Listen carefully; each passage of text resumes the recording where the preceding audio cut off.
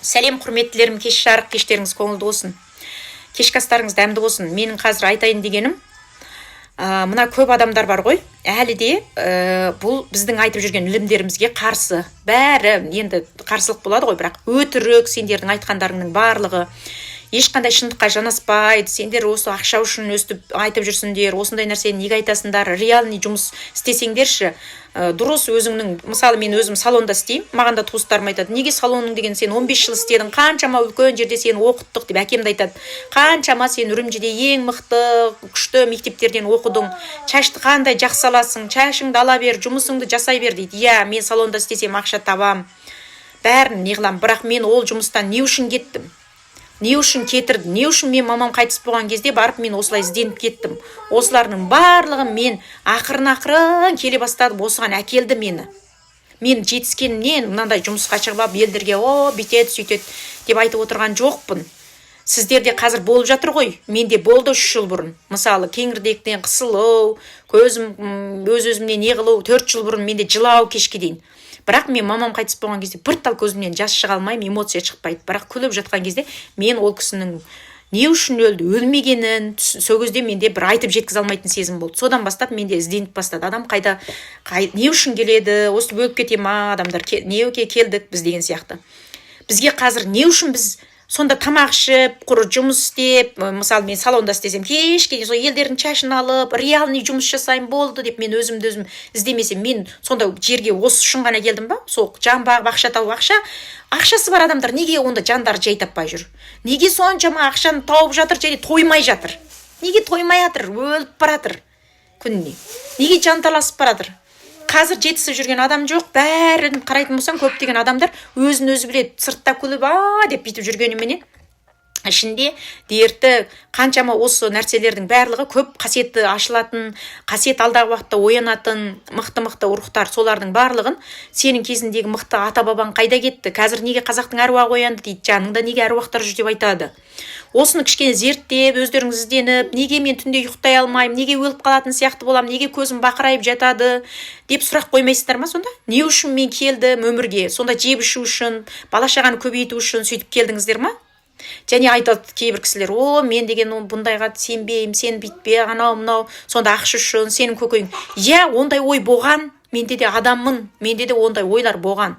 Болмайды емес, жерде болғаннан кейін біз жерде логикамыз қосылып кетеді. Логика қосылып кетеді. Идеальный адам жоқ, қателеседі адам. Бірақ жоқ дегенде адамның бір жүрегіңді аш деп жатыр да, қазір жүректі ашу деген бұл адам өзі қалай оянады адам? Қазір оян деп жатыр бүткіл. Ояну бұл үлкен процесс жүріп жатыр. Қазір бүкіл мына оянбасаң, сен таңдайтын жолың екі түрлі.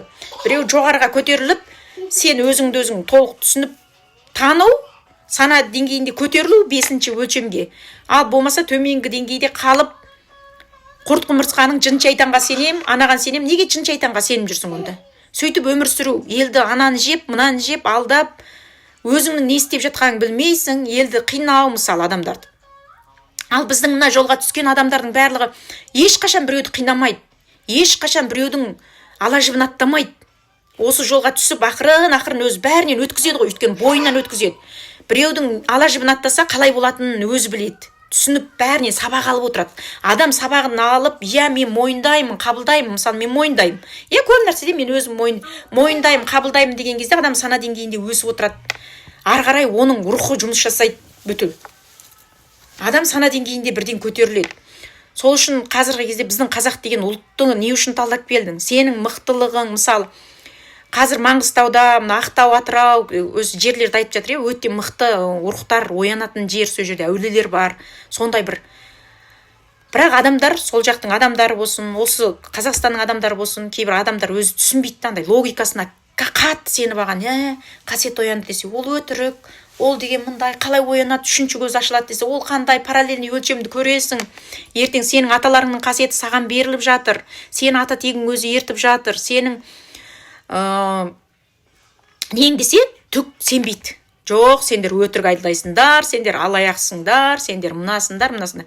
Сол айтқан сөздеріңнің өзіне жауап бересің. Себебі бұл нәрсе мен де бұрын сенбейтін, мен таза өзім логикама, мен көргеніме сенем, ұстағаныма сенем деген адам болғам. Бірақ мен осы жолға сүйреп алып келді. алып келді. Сол үшін мен сіздердің алдарыңызда осы нәрселерді айтуға не қылдым. Және маған көптеген адамдар, мысалы жан жағымда да, туыс туғандарымда бәрі де маған айтқан. Бірақ мен ешкім тыңдай алмаймын. Себебі сіз Жанат Бақытты да тыңдап көріңіздер. Қаншама адам отыр, иә? Қазақстанның қаншама адамдар бүкіл мен деген кітап жазған, неше бүтіл осы бәленбай кітапты тауысып тастаған мықты, ол жерде қаншама мықты адамдар барып жатыр. Жай ғана бітіп жүрген қарапайым адамдар емес, бәрі түсінетін, қаншама қасиеттер қысылып, әзір адамдар өз-өзін таппай жүр, қиналып жүр. Не үшін қарыз төлеп жатқанын түсінбейді. Не үшін ақша төлеп жатқанын, және сондай не үшін оның ойымен, өзінің ойымен санаспайды. Менің жұмысым екен дейді да бітеді адамдар. Ойбай, мен келдім да болдым мен деген. Сен кімсің десе мен деген мұғаліммін, сен кімсің десе мен заңгермін, мен анаумын, мынаумын, сол ғана. Ары қарай бітіп өсіп санасы кең, ол тек қана бір ойдан, біз сана неден тұратын адам емес, біз денеден ғана. Біз бәріміз, мына бүкіл кеңістік, бүкіл барлық біздің ішімізде. Және біз қазір бізде бүкіл ДНК-да бәрі оянып жатыр, барлық нәрселер. Бүкіл сіздің ата-бабаңыз 12-ші өлшемде өмір сүрген, кезінде параллельный өлшемді көрген бүкіл. Осыны қазақтардан оятып, қазақтардан бастап жатыр. Біздің Қазақстанның болашағы жарқырайды десем, бәрі күліп, кейбіреулер. Қазақстанның болашағы жарқырайтыны анық, өйткені адамдардың санасы оянып жатыр қазір, адамдардың жүрегі ашылып жатыр. Мейірімділікке, махаббатқа, шынайы. Енді ашылмаған адамдардың барлығы алдағы уақытта барлығын, оның бәрі төменгі неде болғандықтан, ол бәрібір осы жолға, осы таза жолға келгісі келеді адамдардың бәрі. Шынайы Құдайды өзін сағынады, өзінің болмысын сағынады, өзінің құдайлық отбасын сағынады әр адамның. Осы білімге келетін болады адамдар. Бәрібір түсінеді, жан-жақтан ізденеді, кітап оқиды. Мен ғана тек қана ойбай, мен бір дінге сенем, бір неменеге сенем, мен бір кітапқа ғана сенем, болмаса мен жын-шайтанға сенем деп енді жүретін уақыт кетті. Бәр адамды неге жүрегін қысып жатыр? Неге сен түнімен ұйықтай алмайсың? Неге сенде сондай жағдайлар болып жатыр? Алғаныңды қайтарасың. Бүкіл. Жегеніңді бәрін, не істедің, не қылдың, бәрі әзір қыл көпір. Ең басты мықты рухтарды әзір оятып жатыр бәрін. Ал келесі деңгей, келесі этаптарға келеді. Бәрінің уақыты бар. Қаншама қысылған кезде сен не айтқаныңды, қаншама адамдарға қандай не жасағаныңның барлығын мойындайсың. Өзіңе өзің бетпе-бет келесің. Өзіңнің бетіңді, маскаңды, елдің маскасын шешу емес, елді айналаны бүйтіп маскасын шешем, мен елдің айналадағы адамдарды бүйтіп не қылам деп отырсың ғой. Өз-өзіңмен айнаға қаратып телміртіп отырғызып қоятын болады. Бұл келет бәрінің басына келіп жатыр әзір, әртүрлі сынақтармен, әртүрлі нәрселермен. Сол үшін тек қана жақсы ойлау, адамдарға неғұрлым жақсылық жасау, жүрегіңді ашу, ешкімге жамандық жасамау. Жамандық, біреуге жамандық жасадың, біреуден алып алдым, жеп алдым, ойбай, мен бүйтіп алдым, тойып алдым дегенмен, ертең сенен неше есе қылып шығарады, неше есе қылып төлетеді саған. Бұған мен көзім жетті. Менің де басымнан әртүрлі нәрседе, мен бұрын сетуида істеген кезде қандай болды, қандай бәрін дәлме-дәл. Бірақ мен ниетімді олай етпедім. Мен барынша айту, адамдарға жақсылық жасап берсем, адамдарға берсем деген бір көмектесейінші, бітейінші деген ойымнан ғана мен не қылдым. Сондай бір ойларым болды, далдырақтап адамдарға бітіп жасап берейінші деген. Бірақ адамдар оны түсінбейді. Сен өткен сайын сені, мынау менен қорықты, мынау мені битті, сөйтті деп ойлайды. Бірақ шын мәнінде сен оған деген жүрегің таптаза болып тұрады. Оған деген жаман ойламайсың ол адам. Айтсаң айтасың, бірақ жүрегің таза болып. Бірақ жүректің тазалығы бұл ең тамаша, ең керемет нәрсе. Шын жүректен адам өз-өзін кешір алған кезде, өз-өзін жақсы көре алған кезде бүкіл әлемді жақсы көреді, Құдайды жақсы көреді, Құдайға сенеді. Құдайға сенесіз ба? Онда өзіңнің жүрегіңді аш, онда өзіңді жақсы көр, өзіңнен шығып жатқан мына ниетің, ниет деген адамның энергия бөліп шығарады ғой адам, ниеттенген кезде. Таза энергия бөліп шығады. Сенен қандай энергия бөліп шығып жатыр? Қазір сенің ниетіңе байланысты.